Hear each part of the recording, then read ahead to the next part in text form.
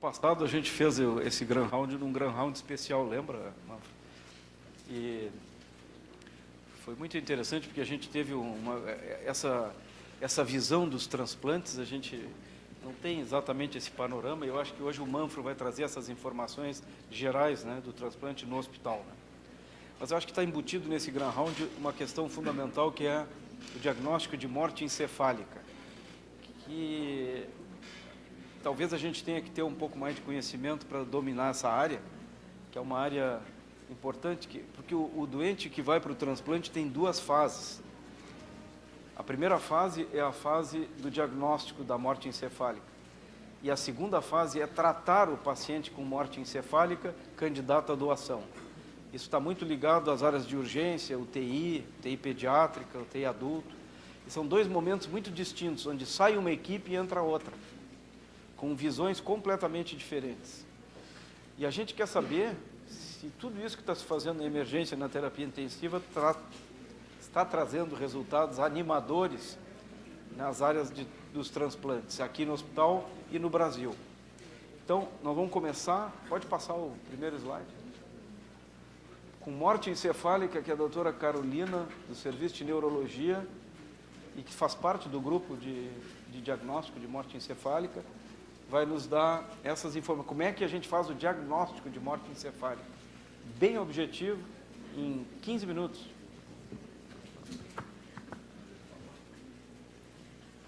Bom dia, então. Eu queria agradecer o convite para participar desse Grand Round. Eu vou começar falando do diagnóstico de morte encefálica, o diagnóstico clínico e alguns exames confirmatórios.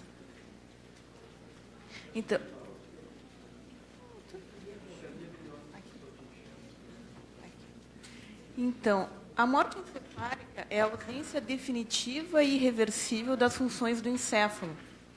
Quando a gente fala em encéfalo, a gente tem que entender que o encéfalo é o cérebro, né, que é constituído pelo diencéfalo e telencéfalo, mais o tronco cerebral. Então, o termo correto é sempre morte encefálica e não morte cerebral. Se a gente falar morte cerebral, a gente está excluindo o tronco, e o tronco é fundamental para o diagnóstico de morte encefálica.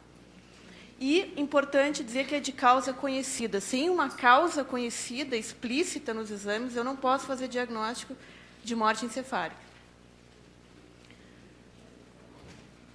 Estima-se que a incidência de morte encefálica seja em torno de 60 casos por milhão de habitantes ano. E isso corresponderia a aproximadamente 12% das mortes ocorridas numa CTI de um grande hospital geral, como é o nosso, uma CTI de um hospital de referência. Provavelmente, se esse número é mais inferior, na verdade, é devido a subdiagnóstico, né? Mas seria um número bem expressivo, na verdade. As três grandes causas da morte encefálica estão nesse slide. Seriam o trauma, a doença cerebrovascular, principalmente o AVC hemorrágico, e a lesão hipóxico-isquêmica. Então, aí a gente tem mais de 90% das causas de morte encefálica. É importante a gente ter em mente, assim, quando nos chamam para ver um paciente com morte encefálica, a primeira coisa, claro, eu vou examinar o paciente, mas antes eu tenho que ver se ele tem um exame de imagem que apareça uma catástrofe intracraniana. Na maioria das vezes vai ter.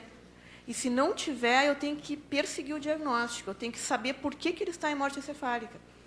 O ano passado nos chamaram uma vez aqui na CTI e o paciente não tinha uma história meio dúbia, não sabia bem porquê, mas estava clinicamente em morte encefálica. E não tinha alteração significativa no exame de imagem, talvez um pouco de edema. Então, se perseguiu o diagnóstico, se fez exame de líquor, exames laboratoriais, para que a gente possa comprovar por que aconteceu aquela morte encefálica. No caso, o paciente tinha uma meningite meningocócica fulminante que levou o paciente à morte encefálica. Então, eu tenho que ter um exame que comprove por que da morte encefálica.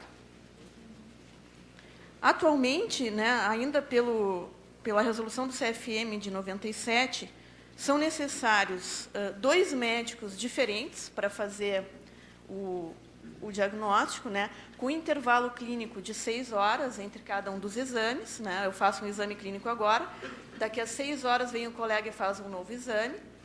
Um dos médicos tem que ser um neurologista ou um neurocirurgião, e esses médicos não podem pertencer à equipe de transplante. Então, esse é atualmente o que se faz. E se exige um exame complementar obrigatório ainda na legislação do Brasil, né? Então, para fazer o diagnóstico de morte encefálica, de novo, a importância da causa. Tem que ter um coma de causa conhecida. E eu tenho que excluir algumas coisas. Eu tenho que ver se existe, na história do paciente, o uso de drogas depressoras do sistema nervoso central, bloqueadores neuromusculares, distúrbios metabólicos graves, hipotermia e hipotensão. Se tiver algum desses fatores, eu não posso fazer o diagnóstico de morte encefálica.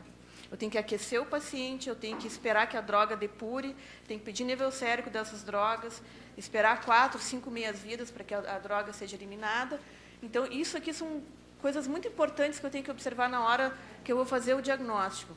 Sabe-se que a hipotermia é muito importante, abaixo de 28 graus, de 28 a 24, aborde todos os reflexos de tronco. O paciente fica como se tivesse morte encefálica e não está. Então, se otimiza o paciente antes de fazer o diagnóstico de morte encefálica, eu quero que o paciente esteja otimizado do ponto de vista clínico. Tem uma temperatura de, no mínimo, de igual a 36, maior ou igual a 36, e uma pressão sistólica de 100, no mínimo, né? Para que eu possa fazer um exame neurológico, na medida do possível, mais fidedigno. A degeneração rostrocaudal, o que acontece é um aumento da hipertensão intracraniana. Com esse aumento da hipertensão intracraniana, o tronco é deslocado inferiormente, né, as estruturas do tronco se deslocam e diminui o aporte sanguíneo para o tronco. E isso faz com que exista isquemia do tronco no sentido crânio-caudal, no sentido rosto-caudal. Isso vai fazer com que exista morte do tronco cerebral nesse sentido, mesencéfalo, ponte e bulbo. Isso é importante porque vai ser essa a sistemática que a gente vai testar o tronco cerebral. Eu vou entrar agora no exame neurológico da morte encefálica. Nós vamos testar passo a passo cada parte do tronco. E eu só vou progredir se eu constatar que aquela parte que eu testei está morta, senão eu não vou adiante. Eu não vou fazer um teste de apneia num paciente que tem reflexo pupilar. Tá? Então, a gente tem que testar passo a passo para saber exatamente qual parte do tronco encefálico está comprometida. Então, o paciente tem que estar num coma aperceptivo, né? Tem que estar em Glasgow 3. Não pode ter nenhuma resposta ao estímulo doloroso, feito no leito ungueal, com a pressão do leito ungueal, e na pressão, aqui, dígito-pressão da região supraorbitária, né? Se faz estímulo doloroso nessas regiões. E o paciente não deve ter nenhum tipo de resposta, nem resposta motora, nem resposta de mímica facial, nem resposta de dilatação pupilar, não deve haver nenhum tipo de resposta. O paciente não pode ter reflexo pupilar. O que é o reflexo pupilar? A gente vai incidir um feixe luminoso sobre a pupila do paciente e vai esperar que ocorra o quê? A contração pupilar, né? Esse reflexo é mediado pelo segundo nervo, que é o nervo óptico, que leva a informação até o sistema nervoso central, e a contração pupilar pelo terceiro nervo, né? No paciente em morte encefálica, as pupilas ficam fixas, elas não têm reação à luz e ficam de tamanho médio ou dilatadas. Nessa fase do exame, eu estou testando a porção mesencefálica do tronco cerebral, né? O núcleo do terceiro está no mesencéfalo. Então, a ausência do reflexo pupilar. Depois, vou fazer a manobra de olhos de boneca, o reflexo óculo-cefálico, né? Esse reflexo se realiza depois que a gente tem certeza que o paciente não tem uma lesão cervical. Por exemplo, em casos de trauma, eu tenho que fazer um raio-x da coluna cervical para ver se não existe trauma cervical, senão não tem como fazer essa manobra, por causa da instabilidade da cabeça. Então, eu vou, como mostra essa figura aqui, eu vou tracionar as pálpebras, eu preciso olhar os olhos do paciente, e vou fazer uma rotação passiva para os dois lados, brusca, e observar os olhos. Os olhos do paciente ficam parados, eles não têm nenhum tipo de movimentação no paciente de morte encefálica. Também faço a flexão e a extensão da cabeça e observo o movimento ocular. Os olhos têm que ficar parados, sem movimentação. Nesse caso, a via aferente do reflexo é o oitavo nervo, e a via eferente, as vias eferentes é o terceiro e o sexto nervos. Agora, eu já estou testando o tronco para o nível mais inferior um pouco, o mesencéfalo pontino, né? Porque o oitavo e o sexto já são um pouquinho mais para baixo, já são na ponte. Então, passo a passo, a gente já vai testando os reflexos do tronco cerebral. Essa é a chamada olhos de boneca. A ausência do reflexo óculo-vestibular. essas chamadas provas calóricas, né? Esse reflexo, primeiramente, eu tenho que fazer uma otoscopia, né? Tenho que examinar o conduto auditivo externo para ver se tem alguma obstrução por cerume ou para ver, realmente, verificar a integridade da membrana timpânica, porque eu vou fazer uma irrigação do ouvido, uma irrigação do conduto auditivo externo com soro fisiológico gelado, próximo a 0 graus Celsius. Então, vou colocar o paciente, levar a cabeceira dele 30 graus e fazer a administração do soro fisiológico, gelado. O que aconteceria num paciente em coma com um tronco cerebral íntegro? A resposta seria o desvio dos olhos para o mesmo lado do estímulo com água gelada. No paciente em morte encefálica, os olhos vão ficar na mesma posição e não vai haver movimentação ocular. Eu tenho que ficar, no mínimo, 1 minuto observando os olhos do paciente para ver se vai haver movimento. Eu espero 5 minutos e repito o teste do outro lado, no outro conduto auditivo externo. Aqui nós estamos testando também o 8º nervo, a via aferente, né, que vai do periférico até o sistema nervoso central, a via aferente é o 8º nervo, e as vias referentes, o 3º e o 6º nervo. Então, nós estamos ainda na transição mesencéfalo-pontina, no nível do tronco cerebral. A ausência do reflexo córneo-palpebral. O córneo-palpebral a gente testa elevando a pálpebra do paciente, né, tracionando a pálpebra do paciente, e tocando a córnea gentilmente, né, sem danificar a córnea, que posteriormente pode ser usada para transplante, com um pedacinho de algodão seco. O que se esperaria normalmente é o fechamento palpebral. A via aferente desse reflexo é o 5º nervo, o nervo trigêmeo, e a via eferente é o 7º nervo. No paciente em morte encefálica, obviamente, eu não vou ter resposta de fechamento palpebral. Esse reflexo agora já está no nível da ponte, então a gente vai descendo e averiguando a função da ponte. A ausência do reflexo da tosse. O reflexo da tosse eu vou pesquisar colocando uma sonda de aspiração por dentro do tubo endotraqueal. Essa sonda tem que chegar até o nível da carina e ali eu vou fazer estímulo com sucção para desencadear o reflexo de tosse do paciente. E o paciente não deve ter reflexo da tosse na morte encefálica. Esse reflexo é mediado pelo 9º e pelo 10º, né, o glossofaríngeo vago, que já estão mais baixos ainda, estão na porção bulbar do tronco encefálico. Muito bem, então eu fiz todos esses reflexos, cheguei à conclusão que até agora não houve resposta do tronco encefálico. Então, agora eu posso continuar no meu exame neurológico e proceder ao teste da apneia. O teste da apneia é o último teste a ser realizado. De novo, tem que ter alguns pré-requisitos para realizar o teste da apneia. O paciente tem que estar normotérmico, tem que estar com uma pressão sistólica mínima de 100. E antes de realizar o teste, eu tenho que pré-oxigenar o paciente com uma FO2 de 100% por 10 minutos. Para que isso? Para que eu garanta um teste da apneia com uma PO2 razoável, né? No mínimo, se diz assim, uma PO2 de 200. Isso seria uma PO2 boa para fazer o teste da apneia. Então, por 10 minutos, eu vou pré-oxigenar o paciente. Eu vou diminuir a ventilação dele, vou diminuir a frequência ventilatória para 10 e vou coletar uma gasometria basal. Então, eu não comecei o teste ainda, eu vou coletar uma gaso basal do paciente para saber qual é a PCO2 basal dele. E vou iniciar o teste. Então, eu vou desconectar o paciente do ventilador e vou ofertar o O2 por catéter, né, através do tubo endotraqueal, 6 litros por minuto.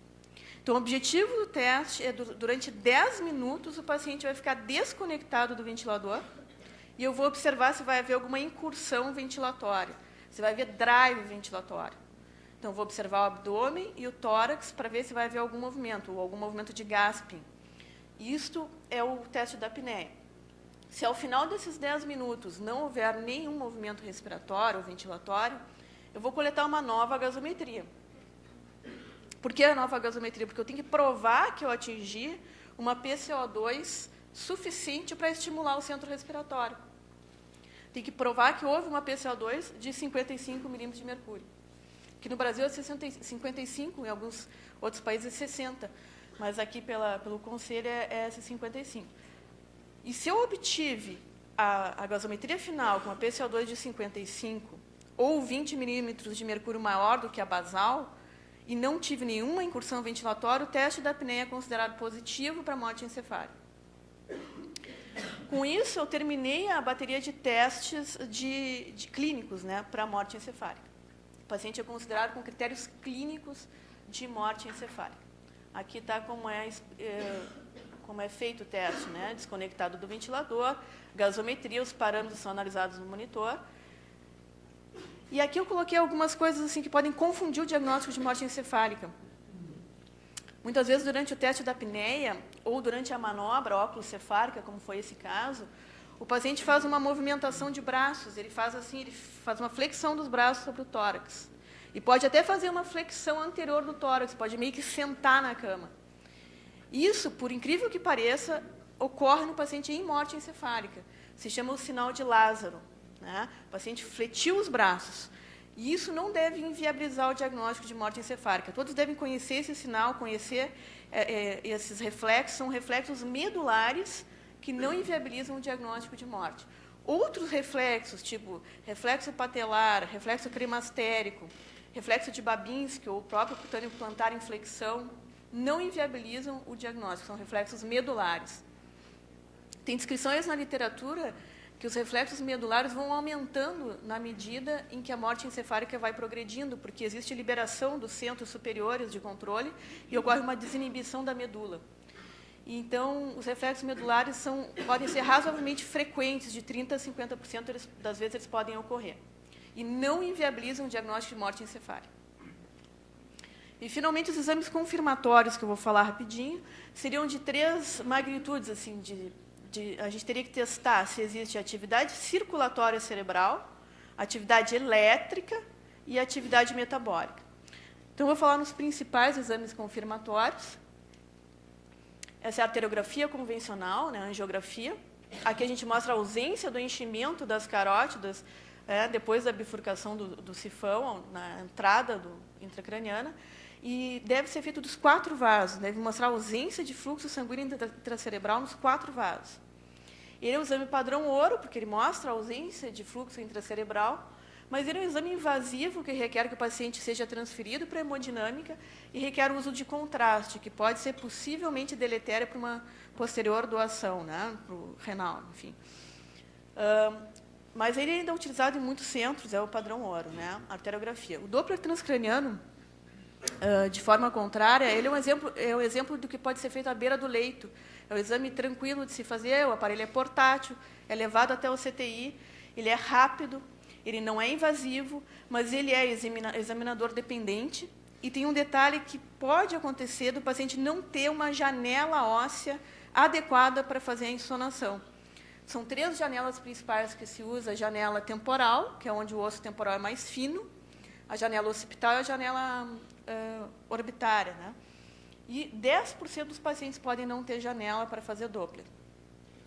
Mas ele é um exame que tem uma especificidade e uma sensibilidade boa se comparado à arteriografia. E aqui alguns achados do Doppler transcraniano na morte encefálica: picos históricos curtos, ou espículas sistólicas, e o fluxo reverberante na cerebral média. O eletro é o exame mais antigo usado para o diagnóstico de morte encefálica, que foi usado em 1959, quando o Mollaret descreveu aqueles 23 casos de morte encefálica. Ele descreveu 23 casos em que tinha ausência de reflexo de tronco e um eletro isoelétrico, né, um eletro com silêncio elétrico cerebral. E ele continua sendo usado hoje em dia. Ele é barato, ele é fácil de ser feito, mas ele deve ser feito com alguns pré-requisitos, né, alguns cuidados.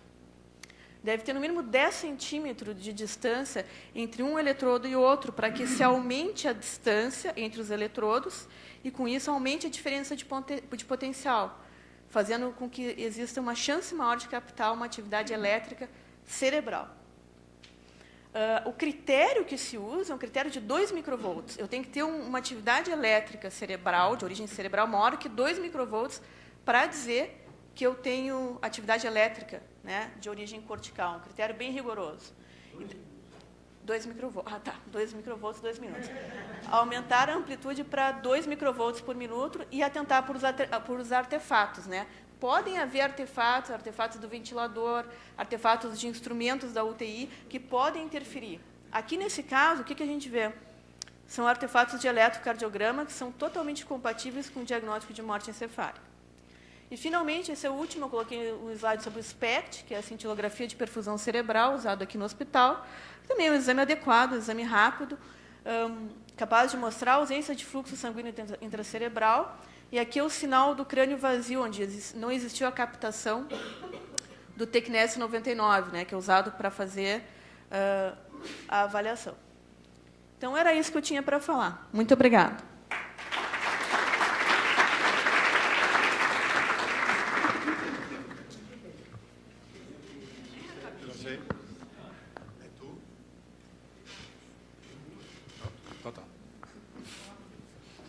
Obrigado.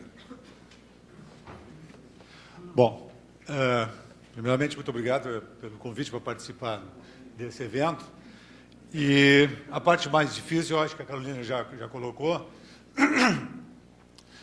Provavelmente eu fui convidado para participar daqui, porque nós elaboramos pelo Conselho Federal de Medicina a nova resolução de morte cefálica, que está aprovada, mas aguardando, eu vou a seguir apresentar o porquê, aguardando uma decisão do Ministério da Saúde que retire um decreto-lei que pode atrapalhar todo esse processo.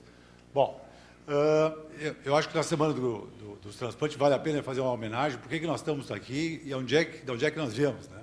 Em dezembro de 67 aconteceu uma revolução, um marco na medicina mundial, quando um sul-africano, o Dr. Christian Barnard, fez o primeiro transplante, retirando o coração de uma pessoa que até ali não estava bem definido os critérios de morte, né, mas estava em coma, vítima de acidente, e colocou no tórax desse senhor Luiz Mascanzi. Tá?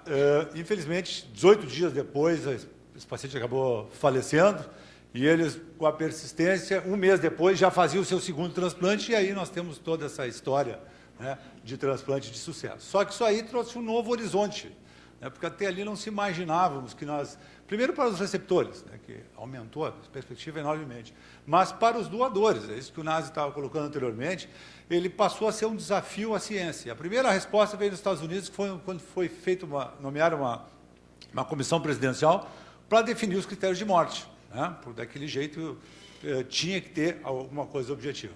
Né. Bom, então, no Brasil, essas coisas aconteceram, como acontece comumente no nosso meio, com algum atraso. Né? Enquanto, né, em 68, lá eles já tiveram a resposta, a nossa resposta veio acontecer aqui em 97, né, de uma forma organizada. E muita gente entende, de forma errada, que essa lei, que essa resolução do CFM que normatiza morte encefálica, ela serve só para transplantes. Né? Não, ela normatiza morte encefálica em UTI. Né? E a Carolina já me ajudou. Disse, qual é a prevalência? A prevalência é mais ou menos, aqui, esse é o número absoluto, se a gente, de morte cefálica e de doações. Obviamente é subnotificado. São 54 semanas, basta multiplicar por 23 acidentes que nós temos em média em final de semana, mais os durante a semana, então, evidentemente, é subnotificado. Mas os números são esses. Foi um trabalho que nós fizemos um tempo atrás com 7 UTIs do Brasil, clínicas e PUC, aqui 2 da USP de São Paulo e aqui 3 de Salvador. Tá. O que se vê é mais ou menos 10%, está de acordo a prevalência. Mas o que eu quero chamar a atenção é o tempo para desligar os respiradores daqueles que não são considerados para transplante. Aqui no Sul, 2 horas. Lá em São Paulo, USP, né, 28 horas e 15 horas, lá no Nordeste. Por que isso? Será que eles fazem mais transplante? Não, é porque muitos médicos não estão convencidos ainda que morte encefálica é morte. Né? Então, mantém esses pacientes, esses cadáveres em ventilação. Isso aqui só, eu estou trazendo alguns exemplos, só para mostrar que isso que é muito claro para nós, mas em alguns lugares não é tão claro assim. Um estudo na Argentina, para ver outras coisas, mas me chamou a atenção o seguinte, que eles tiveram 11%, o número que ela referia anteriormente, de morte encefálica. Só em 2 deles eles tiraram o respirador, e o resto eles mantêm. Então, isso é um problema nas nossas UTIs. Né? Esse é um trabalho que nós fizemos há um tempo atrás, que um braço nós tivemos que cortar, é a limitação de suporte vital. Num desses hospitais pediátricos e de adultos. Num desses braços era para ver a prevalência, como é que era o comportamento sob limitação em morte encefálica. O que aconteceu? Eram 3 hospitais que envolviam pacientes adultos, num deles envolvido com trauma, e a prevalência de morte encefálica, 2%. Então, evidentemente, é subnotificação. A gente sabe por quê. Por tudo isso que tem que fazer 2 exames, né, atrapalha o plantão, tem que fazer o exame comprobatório, mas é uma obrigação nossa, médica. Né? Então, a introdução que eu queria dar era em relação a isso. Bom, em relação ao protocolo atual de morte encefálica, tem controvérsias? Tem. A Carolina citou muito bem, por exemplo, em pediatria, o exame que se exige para crianças menores de 1 ano são 2 eletroencefalogramas, obrigatoriamente. Bom, nós sabemos, podemos discutir aqui, pelo menos na pediatria, o consenso é que esse não é o exame mais acurado. Existem outras situações, como essa aqui, que nós preferimos, né? Mas a resolução diz isso. Então, o que acontece? Nós, além dos eletroencefalogramas, os pediatras intensivistas, para se convencerem, fazem, ademais, um outro exame, né, que é a cintilografia. Segundo, a resolução original do Conselho Federal de Medicina dizia que 2 médicos habilitados deveriam fazer o exame clínico para identificar e definir morte encefálica. Saiu um decreto-lei a seguir que exigia que pelo menos um desses fosse neurologista ou neurocirurgião. Isso trouxe dificuldade em várias regiões onde não se tem uma cobertura com o neurologista ou neurocirurgião 24 horas por dia naquele local. Bom, então, assim, começaram a sair adaptações, né, puxadinhos, como eu digo. Né? Então, no Paraná, eles resolveram dizer que neuropediatra, neurocirurgião e outros médicos pudessem atuar. O mesmo Paraná, né, diz que encaminha a nominata dos médicos e o conselho local pode reconhecer. Olha, isso aí não é o que está na lei. Né? Aqui no Rio Grande do Sul, se mandou para o Conselho Federal de Medicina pedindo que se modificasse a questão dos 2 eletros, né, para a criança, porque isso aí não atendia o conhecimento atual. Bom, paralelamente, o que está acontecendo é o seguinte, a gente está vendo que quase todos os países estão revisando as suas resoluções sobre morte encefálica. No Canadá fez em 2006 e provavelmente é a resolução sobre morte encefálica mais liberal de todas. Um médico, não é obrigatório, médico faz exame clínico, não é obrigatório o exame comprobatório. Né? Já o grupo americano para adultos, que revisou e publicou em 2010, exige 2 exames clínicos, né? O exame comprobatório apenas em casos de dificuldade ou que o paciente esteja utilizando medicação que possa mascarar. Né? E agora o grupo pediátrico também, o NHK, né, acabaram fazendo a nova resolução. E o Conselho Federal de Medicina também vem trabalhando nisso durante 2 anos, né, constituiu um grupo e existe uma resolução que eu vou apresentar aqui, basicamente, foi aprovada em 2011 e que aguarda apenas, só não foi publicada por causa tem que se levantar esse decreto-lei do Ministério da Saúde, que exigia que fosse pelo menos um neurologista ou neurocirurgião. Essa resolução ela ficou em consulta pública na pediatria, na terapia intensiva, na neurologia e na neurocirurgia. Bom, fazem parte, né, colegas com experiência, Manresa de São Paulo, Sardinha, uma série de pessoas e que se ampliou esse grupo. Né? Bom, o que interessa é o seguinte, o objetivo principal é que ela possa ser aplicada nas mais diversas regiões do país, com todas as nossas diversidades que nós temos. Né? Então, por médicos de diferentes hospitais do país. Então, vamos lá. O pré-requisito é que continua sendo o mesmo. Coma aperceptivo, como a Carolina colocou, né? Ausência de reatividade supraespinhal e apneia persistente, que atenda os seguintes pré-requisitos. Lesão encefálica conhecida, irreversível e capaz de causar o quadro. A ausência de fatores tratáveis que expliquem, uma intoxicação, etc., que explique isso.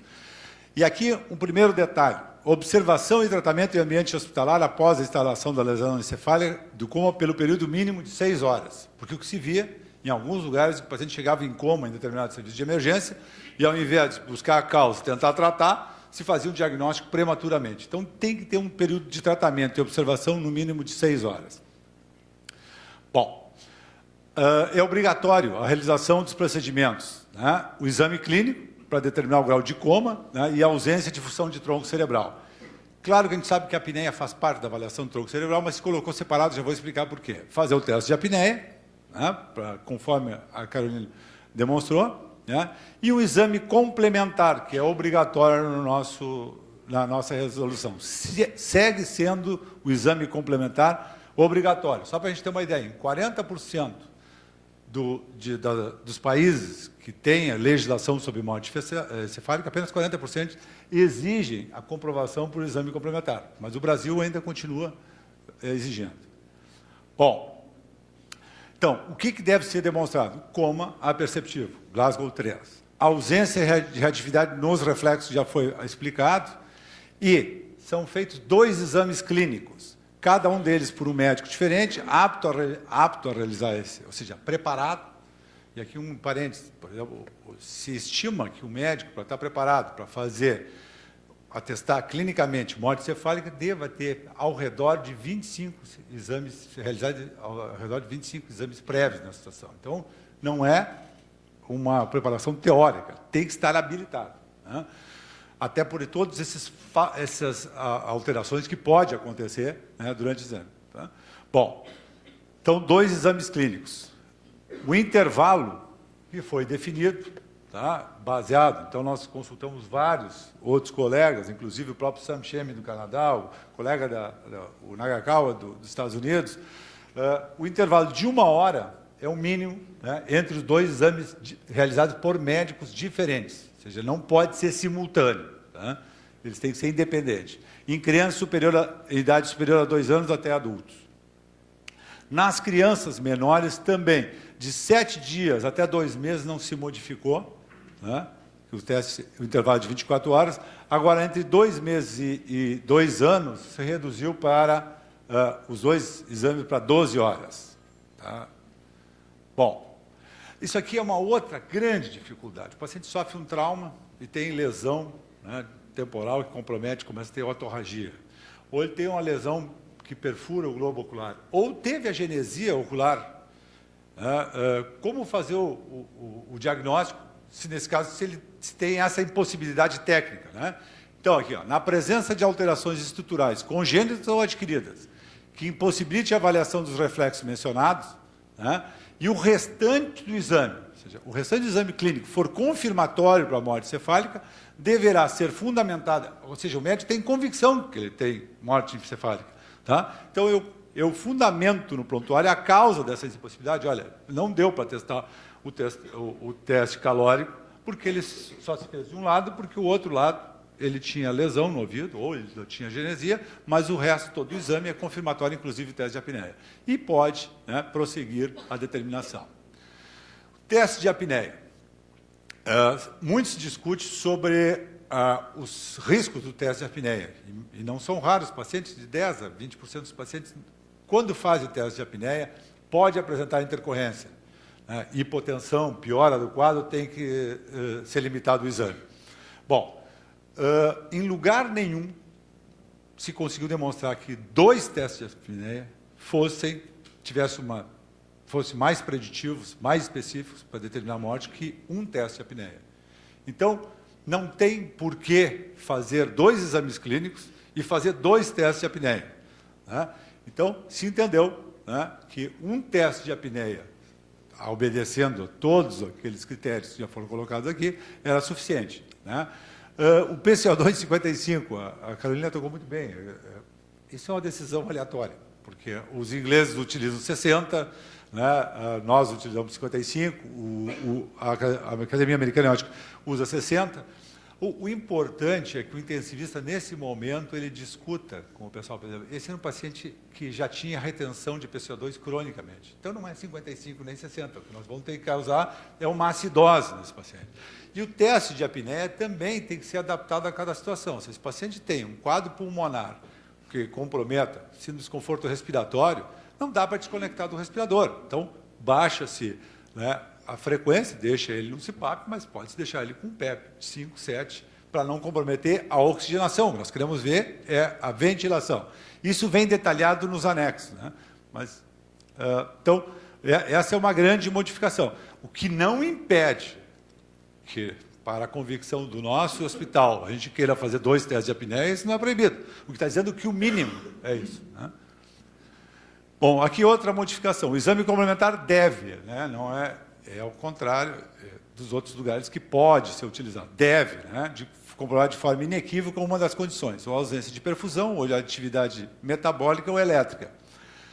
A escolha do exame levará em consideração a situação clínica e as disponibilidades locais devidamente justificadas no prontuário. Se eu tenho um paciente com perda de crânio, da calota óssea, fazer um exame contrastado que eu injete pode me dar um falso positivo. Então, eu vou dizer por que eu vou usar um determinado exame ou outro, né?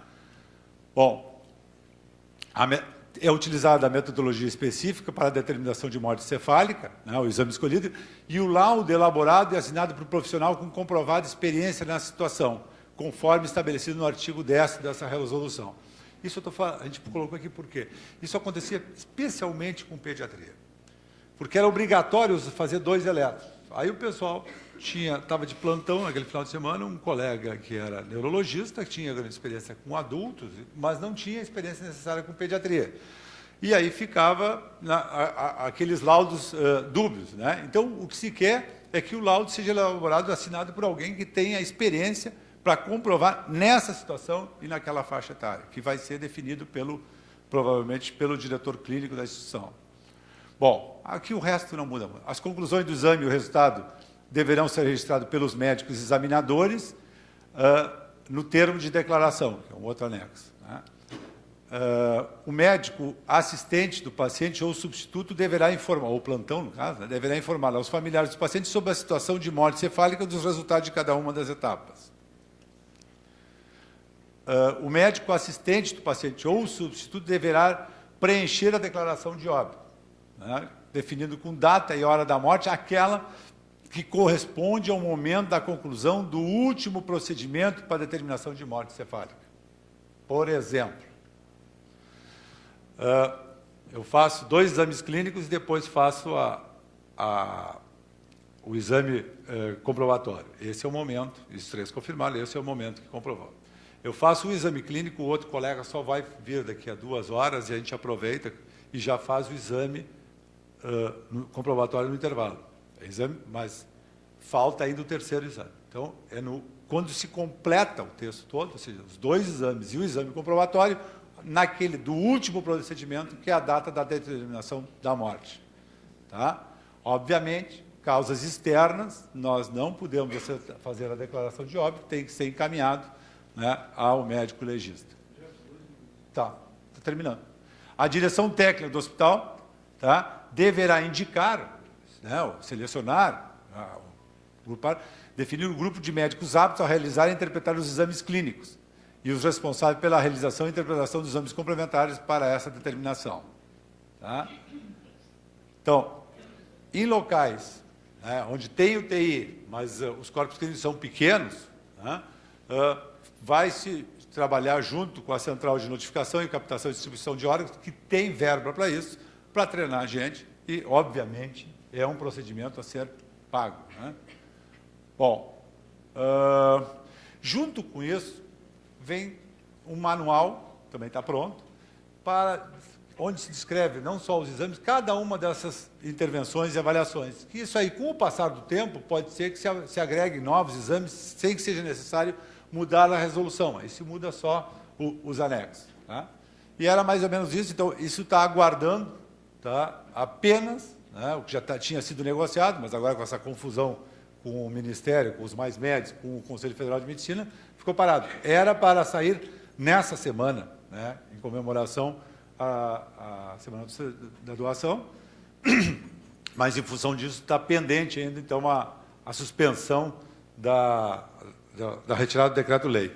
E para a gente ver que, passados 45 anos, né, parece que as pessoas não se dão conta do progresso. Né? Esse aqui eu estava lendo que o Gerard Depardieu, ele fez o transplante de fígado faz pouco tempo atrás, e ele trata isso como se fosse uma coisa tão simples, né? Ele nem me dava conta que eu era alcoólatra, fiz um transplante. E é uma realidade que nós vivemos no dia a dia, que tem salvado milhares de pessoas, né? Então, essa resolução sobre morte cefálica pretende facilitar um pouco mais o diagnóstico né, e a confirmação desses dados para que a gente possa aumentar ainda mais as doações. Era isso que eu tinha.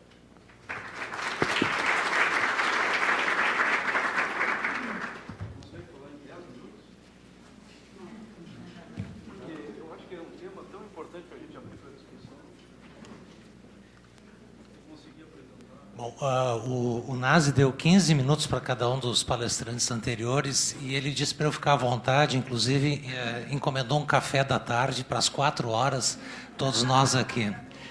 Essa é a primeira coisa. A segunda coisa, isso é para os jovens, porque os mais antigos, como eu, sabem disso, das outras coisas há muito tempo. Dá para voltar para o primeiro slide aí para mim? Não existe instituição líder em pesquisa e assistência no mundo que não tenha programas de transplante robustos. Cada um dos mais velhos pense numa instituição ícone na sua cabeça e veja se ela não tem programas, né, líderes e que avançam.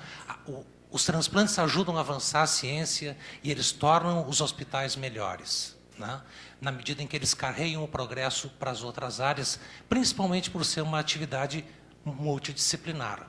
Começa lá pela constatação da morte encefálica, depois entra a imunologia, que também atua antes dos transplantes, e a partir daí é todo mundo junto, não só as equipes de transplante. Então, eu vou falar rapidamente, não tão rapidamente assim, né? Começando por isso aqui, ó, uma curiosidade médica. O primeiro transplante bem-sucedido realizado no mundo, em 1954, dia 23 de dezembro. Jamais se faria no dia 23 de dezembro em outros locais, mas lá foi feito. O cirurgião que operou esse paciente foi aconselhado, ele foi laureado com o Prêmio Nobel posteriormente por isso e pelo desenvolvimento disso. E ele foi aconselhado pelos seus mentores a não cometer essa loucura, porque isso ia terminar com a carreira dele, né? O que é a vida. Bom, isso já foi falado, isso aqui são os transplantes de rim no Brasil, de 1965 a 2011, no contexto da legislação, né? Na medida em que a legislação avançou, os transplantes se tornaram situações extremamente bem reguladas e seguras. E é importante dizer isso. No Brasil, eu tenho certeza que se acontecem coisas pouco éticas, elas são tão bem feitas que a gente não fica sabendo, né? Porque se a gente fica sabendo, a gente denuncia aqueles que trabalham seriamente com isso. A estruturação, existe um Sistema Nacional de Transplantes, as centrais de notificação, as organizações de procuras de órgãos e os CIDOTs nos hospitais. Isso está pelo Brasil inteiro. Como é que é a captação de órgãos de doadores falecidos no Brasil? A gente dobrou o número de doadores por milhão de habitantes no período de 6 anos, por uma ação comunitária, por assim dizer. Aqui está o gráfico, ó. Nós vimos ali na casa dos 6 doadores por milhão de habitantes por ano, e de 2007 a 2012, essa captação dobrou. Aqui os estados líderes, né? Santa Catarina é o estado líder, agora o Goiás, depois Paraná, Rio Grande do Sul, Rio de Janeiro, Ceará, e vários zeros que eu não botei, estados onde não botei todos, né? Tem estados onde não há captação de órgãos para transplante, portanto, não há transplantes com doadores falecidos. Essa disparidade não é só estadual, ela é regional. O Rio Grande do Sul tem 18, a região sul, melhor dito, tem 18,6 doadores por milhão de habitantes por ano, né? E esse índice, 18,6, é melhor que o Canadá, é melhor que a Austrália, é melhor que a Suécia, é melhor que muito país de muito boa reputação. Mas vamos olhar lá a região norte, 3,7, o Nordeste 8,8, o Centro-Oeste 7 e o Sudeste, próximo a nós, 16. Então, essas disparidades é algo que se tem que trabalhar bastante. E aqui estão os centros de transplante de rim, ó. Olha onde é que eles se concentram, ao longo das costas, um pouquinho aqui, e olha a pobreza aqui no meio. Olha, estados que não têm nenhum centro de transplante renal. Ninguém queria ser urêmico lá, né? Ou ter um familiar tendo que fazer diálise. Esses são os números ativos de equipes de transplante, botei para alguns órgãos sólidos aqui, de 2003 a 2011. Algumas equipes fecharam, ó, rim, coração, fígado, pâncreas aumentou, mas diminuiu bastante posteriormente, pulmão diminuiu um pouquinho. E esse é um dos grandes desafios. A geração que na década de 50, 60 e 70 tocou o transplante, não está sendo substituída, né? E tem sido uma grande dificuldade encontrar profissionais, apesar do esforço do Ministério, etc., de pessoas que queiram trabalhar com isso, que é muito desafiador e muito gratificante, mas muito trabalhoso. Isso aqui é o comportamento dos transplantes no Brasil nos últimos 10 anos, o rim de 3.000 para 5.300, o fígado aumentou aí de 700 para 1.600, e os outros ali mais ou menos andaram de lado ao longo desse tempo. E, em termos absolutos, o Brasil é atualmente o segundo país no mundo, né, de onde se tem registro, em número de transplantes renais. Né, isso é um registro internacional, não participam dele a China e a Índia. Então, talvez nós sejamos quarto e não segundo. Mas, como eles não informam, a gente está aproveitando a onda, né? Por outro lado, quando a gente faz a correção por milhão de habitantes, aquele é número absoluto. Por milhão de habitantes, a gente tem um vexatório, a posição de 31º. Em transplantes hepáticos, nós também somos segundo, né? E quando a gente faz a correção por milhão de habitantes, nós somos o 20º. Né? E o que interessa, assim, na doação, já que essa é a Semana Nacional de Doação de Órgãos, nós somos o 31º em número de doadores por milhão de habitantes por ano, entre os 60 e tantos países que participam desse registro. Isso resulta, né, que existem grandes listas de espera. Eu botei aqui a do Brasil e a do Rio Grande do Sul, as listas de espera para esses transplantes de órgãos sólidos ou de tecidos. A lista da córnea é a melhor equacionada. Hoje em dia ela é muito pequena e praticamente não tem... O paciente que é listado hoje no estado do Rio Grande do Sul é transplantado, em 2 meses ele está com a córnea colocada. Então essa foi resolvida. É muito fácil não, é possível calcular a necessidade numa população, né? A necessidade é de por milhão de habitantes, 90 córneas por ano, 60 rins, 25 fígados, 8 pulmões, 6 corações e 3 pâncreas. Aqui a gente pode botar junto aqui rim e pâncreas, já que nefropatia diabética é a principal causa de doença renal crônica terminal. O que se faz no Brasil? Bom, a gente está transplantando 90% da necessidade das córneas. Nós transplantamos 45% da necessidade dos rins, 32% da necessidade dos fígados, 15% dos corações, 3% dos pulmões e 30% dos pâncreas. Então, tirando a córnea, no resto, nós, Brasil, comunidade, estamos levando uma surra homérica. E aqui estão os resultados dos transplantes no Brasil. A primeira coisa que eu tenho que dizer a respeito disso é que esse resultado é muito mais ou menos do ponto de vista de confiabilidade, porque nenhum centro de transplante no Brasil é obrigado a notificar para quem quer que seja, quanto mais para quem paga a conta, os seus resultados. Né? A gente não precisa mostrar resultado para ninguém. Então, isso aqui é uma notificação voluntária feita para a Associação Brasileira de Transplante de Órgãos, que compila esses dados. A melhor notificação é a do rim. 54% dos centros notificam os resultados dos seus transplantes, isso corresponde a 82% dos transplantes. Ainda assim, tem uma quebra de 18%. Quem não notifica, normalmente, não quer mostrar muito. Né? E nas outras, a situação é pior. E se nós olharmos para os resultados, aqui está a sobrevida do paciente do enxerto para o rim de doador vivo, embaixo doador falecido, as sobrevidas do fígado, paciente e enxerto no Brasil, então, em torno de 70% no primeiro ano, coração 75% no primeiro ano e pulmão em torno de 60% no primeiro ano. O pulmão tem um viés importante porque 2 serviços no Brasil fazem praticamente 90% dos transplantes. Então está muito focado no que 2 fazem e o número de transplantes é pequeno. Bom, esses resultados, eles não são bons. Né? Eles são, na média, em torno de 10% inferiores ao que se observa nos Estados Unidos, 10% a 15%, dependendo do órgão. E como é que é a bronca no HCPA?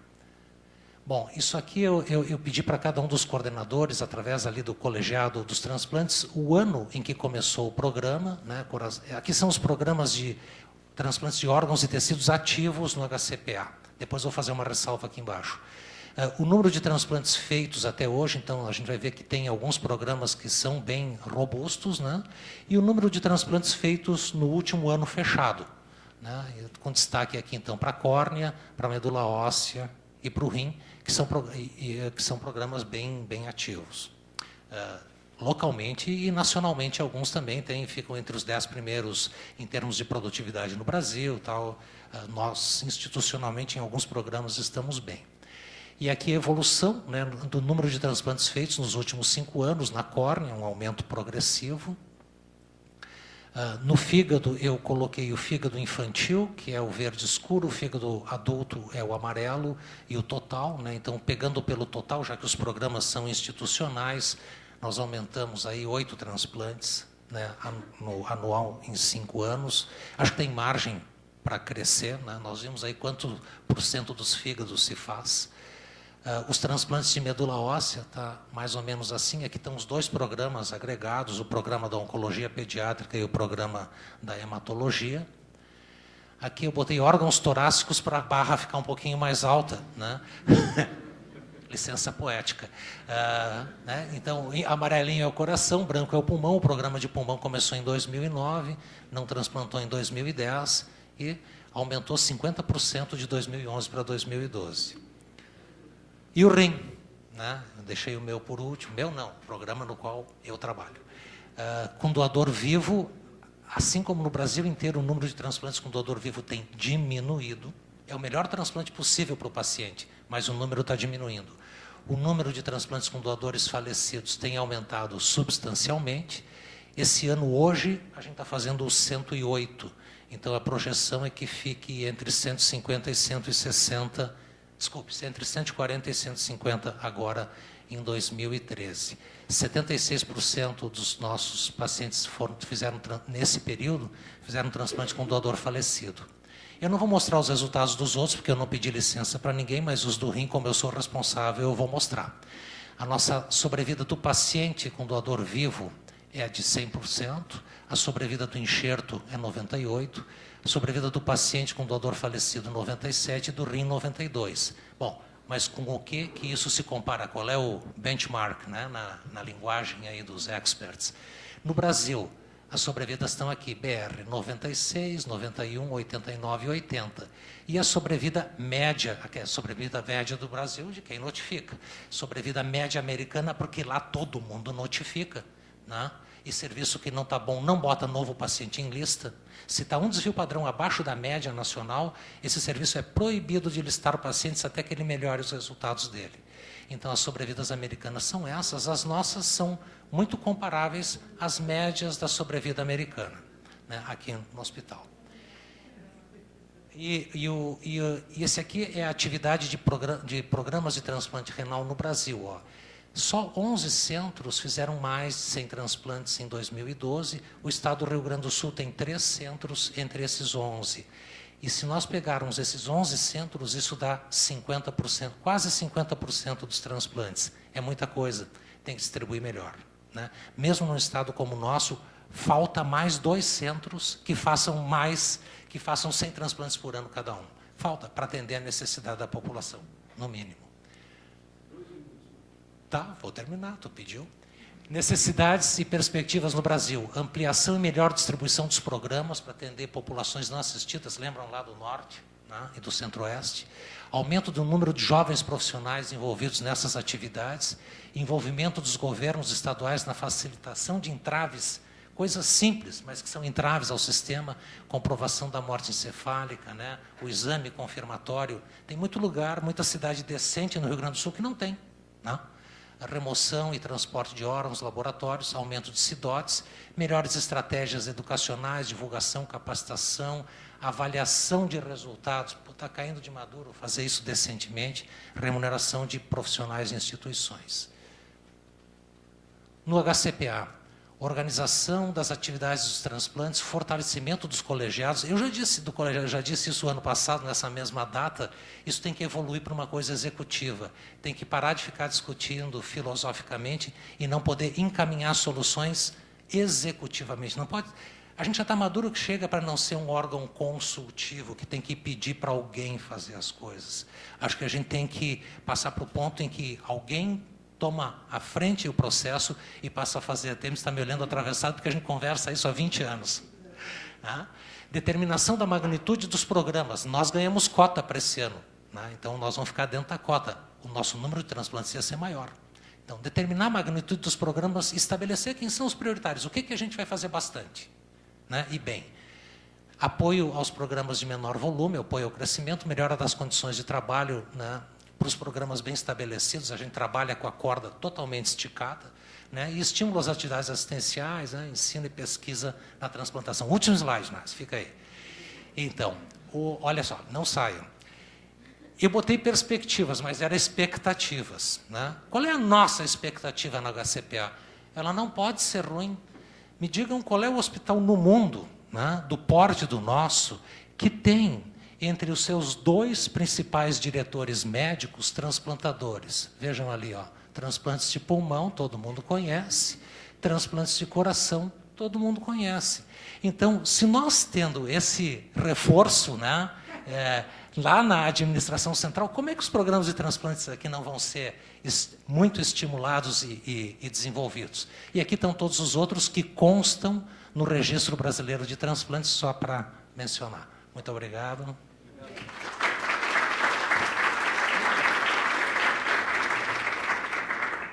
Queria convidar o Piva aí para vocês virem para a mesa. Se a gente deixar, eles transformam esse hospital só em hospital de transplante. Viu?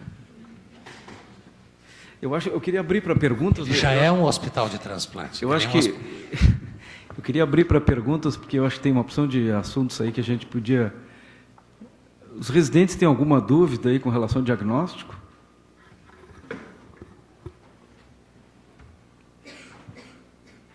Ninguém tem pergunta nenhuma? Eu vi que você... Qual é o método que o Conselho define como um método de fluxo? É cintilo, é o Doppler transcraniano, é a arteriografia? Eu vi que tu não falasse em angiotomografia. Todos os métodos estão validados? Depende do hospital? Como é que funciona isso? Todos esses que tu falaste estão validados. Eu optei por falar nos principais, assim, não ia dar tempo de falar de todos, mas que eu tinha lido, o padrão ouro é a arteriografia ainda, né? Mas os outros estão validados, inclusive o Doppler transcraniano também. Né? O angiotomo também. Eu tinha uma dúvida, assim, nós lá no pronto-socorro, como eu trabalho muitos anos em trauma, essa questão do teste completo, ele é sempre um problema. Ou o paciente tem um trauma ocular, ou ele tem uma prótese ocular, ou ele tem uma fratura de base de crânio que tem hematoma, ou ele tem uma hipoxemia importante que não impede o teste de ser feito. Quando a gente não consegue completar todos os testes, isso, para mim, tu disseste ali uma coisa que eu acho que é muito esclarecedora. A gente registra no Evolução que o paciente não tem condição de fazer aquele teste, suprime o teste do diagnóstico e segue em frente, ou a gente não pode levar em frente essa situação, especialmente em trauma, que tem uma questão legal envolvida nisso. E essa é uma zona de penumbra hoje, né? Porque não está adequadamente regulamentado. O que se entende é que tem que ser completo. Então, existem algumas coisas sutis, por exemplo, a gente sabe que muitos desses pacientes que têm morte cefálica começam a ter alteração da secreção do hormônio antidiurético e o sódio deles vai aumentando. Bom, o que se usa nessa situação? Olha, essa não é a causa principal, não foi isso que levou e, evidentemente, né, o convencimento de toda a equipe é que ele está em morte cefálica. Mas, hoje em dia, o fato de ele ter uma hemorragia e impedir que ele faça, isso não está regulamentado. Então, o exame, tu pode, principalmente do ponto de vista legal, né, ele está incompleto. Por isso, não pode ser doador? Isso. Não pode preencher o critério de morte. Não, o problema, porque para te atestar a morte, muitas vezes, tu não precisa de todas essas coisas, né? Nós em UTI, nós fazemos. Agora, do ponto de vista legal, quando é que se faz necessário a documentação legal? Né, é para o fato de ele ser doador, porque atestar a morte em UTI nós atestamos frequentemente e não fazemos todos esses testes, nós falamos para a família, olha, esse paciente... Então, mas se Tá. o doente tem um trauma ocular, que é muito comum hoje, Na legislação atual, ele não pode ser, então, entrar no programa de definir diagnóstico e o de colega orientação. neurologista que vai lá, ele pode dizer, olha, legalmente eu sou responsável para atestar isso. Meu nome está aqui, eu estou atestando. E eu não estou atendendo completamente. Né? Porque não está legislado isso aí. Entendeu? Agora, evidentemente, se entende, eu tenho conversado muito com eles, e por que lá ali o Santa Catarina aumentou muito? Porque quem coordena tudo isso aí é o intensivista. Né? E ele tem discutido caso a caso, disse, olha, vamos colocar no prontuário. É uma alternativa legal que pode fazer, mas não pode se exigir que o colega... É que tem se perdido muito caso por causa disso. Né? Se não tem todos os critérios, não serve. Tu trabalha no pronto-socorro. Com essa nova resolução, isso vai resolvido ali. Uhum. Mas até o momento isso não está... Tu tem que ter todas as condições de fazer todos os testes, senão tu não pode atestar. Em outros países, tu vai para o... Exatamente. Em outros países, quando isso acontece, um trauma de face, por exemplo, tu vai para o exame confirmatório. Pois é, aí que eu queria perguntar, se num dos testes clínicos que tu não puder completar, nós estamos autorizados a acionar o teste de fluxo, e aí o teste de fluxo, se ele não dá fluxo, tu assinar embaixo que está em morte encefálica, mesmo que os testes clínicos estejam incompletos? É possível isso? Porque esse é o dia a dia. Claro. Eu vou dizer o seguinte, eu entendo que sim, mas aí quem sou eu? Né? Então, então, hoje em dia, se diz, quando a gente discute, né? Digo, olha aqui, ó, inclusive, eu vou te falar, vou fazer uma confidência, já fiz lá no Conselho Federal de Medicina, eu tenho que ser prático e pragmático. Vou fazer o primeiro exame às 10 da noite, o outro vai ser às 10 da manhã, e eu vou ficar esperando para depois fazer a cintilografia? Não. Eu faço, mas isso não está regulamentado. Não está. Então, pela lei de 97, eu faço e aí depois converso com o colega neurologista, olha aqui, ó, já fizemos no meio, o primeiro exame positivo, o segundo confirmatório, que é obrigatório, e o terceiro. Porque tu não pode antecipar o teste de fluxo em relação ao teste clínico, tá certo? Não. Tem que fazer primeiro o teste. Ninguém disse isso, por isso que eu entendo assim, ninguém disse que tu não pode. Ele exige que deve ser feito os 2 exames clínicos com intervalo de X horas, dependendo da idade. Tem alguém que...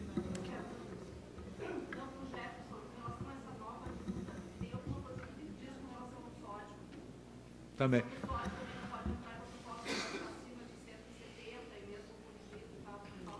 Tá. Na nova resolução que se colocou, os anexos são quase um livro. E se discute todas as coisas, como fazer o teste de apneia, como é que tu aplica a ventilação, qual é o modo, etc. Em relação ao sódio é a mesma coisa. Quer dizer, se sabe que, inclusive, hoje se trata edema cerebral com nível de segurança com sódio ao redor de 165. Esse é o tratamento, muitas vezes, para edema cerebral. Então, o fato de ele ter um sódio inferior a 160, mesmo que esteja elevado, não impede. O fato de ele ter um sódio, a partir daí, ele pode mascarar resultados. Então, a gente também não pode forçar uma situação. Mas a grande maioria fica abaixo de 160. Eu faço os exames de cintilografia. Te identifica só para nós, te identifica para nós. Paulo Maziero. Tu és da medicina nuclear? Nuclear, eu faço os exames. Perfeito, perfeito. E em relação a essa temporalidade dos exames, inclusive, nos ajudaria bastante se já no primeiro exame clínico nós fôssemos solicitados, porque, enfim, nós somos poucos, e Tá certo. facilitar a execução do exame, nos dá mais tempo, porque a gente vem sozinho para o hospital e tem que preparar o material, enfim, realizar o exame. Então, essa notificação no primeiro exame ajudaria bastante. Perfeito. Tem um outro aspecto que eu queria comentar só do teste da apneia. Nós, com frequência, temos pacientes que, ao final de 4, 5 minutos, eles já estão com hipoxemia importante, a gente tem que interromper o teste. A gente tem adotado uma medida lá no pronto-socorro para não perder, porque senão se perde muitos pacientes. Que se, aos final daquele momento, antes dos 10 minutos, ele ficou hipoxêmico, a gente interrompe o teste, mas colhe a gasometria. Se o PCO2 está acima de 55, para nós está validado o teste. A gente pode adotar isso como uma medida? Atingiu 55, né? Não importa, né, o tempo, o que importa é atingir o PCO2. Tá certo? Exatamente. E E há quem diga também assim, que se tu tiver que interromper o teste e não tiver atingido o PSO2 de 55, aí que é o problema. Aí tu tem que repetir em 6 horas, né? Esse que é o problema. Tem condição, ele fica hipoxêmico que tu tem que interromper o teste. Eu queria fazer uma pergunta para o Manfro.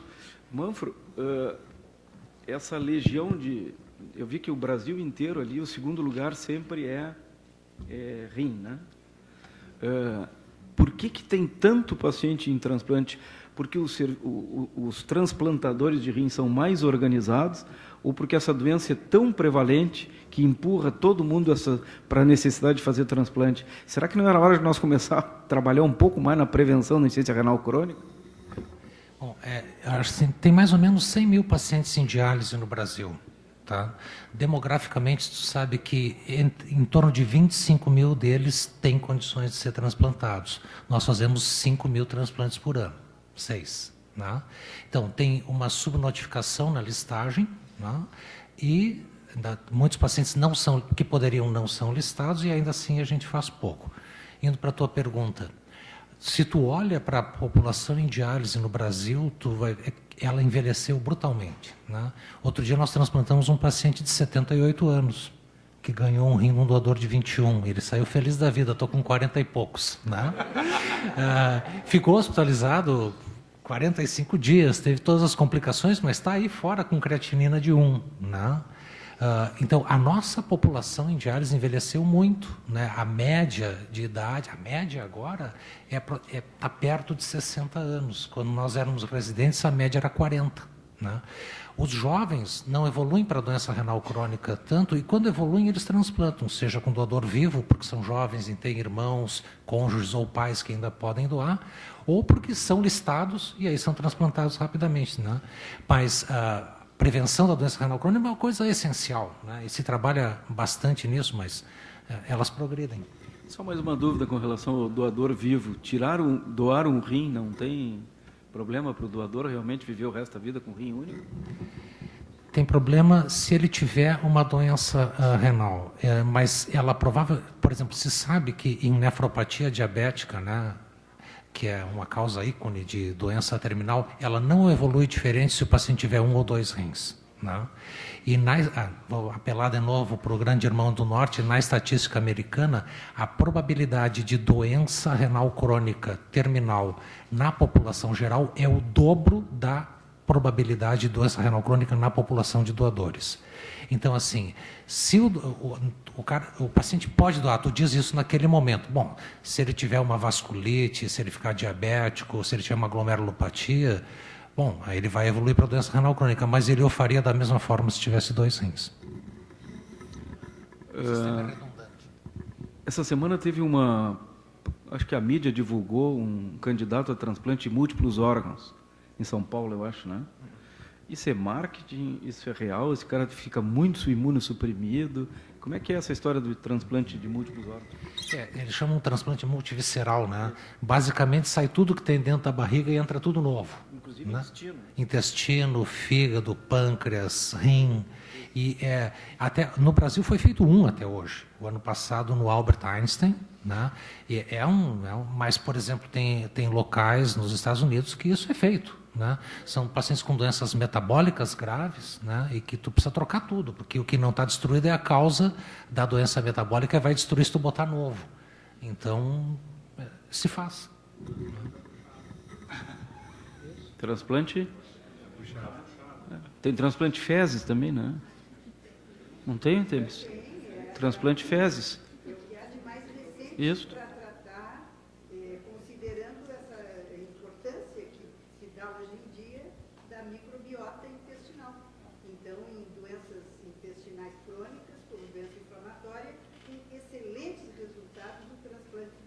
A gente faz aqui, Temes? Ainda não. São Paulo foi feito. Falta de material não deve ser.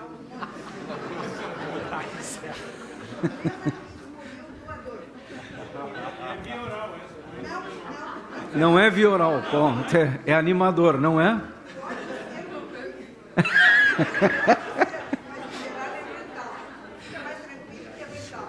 É retal. Muito obrigado a todos. Até a próxima.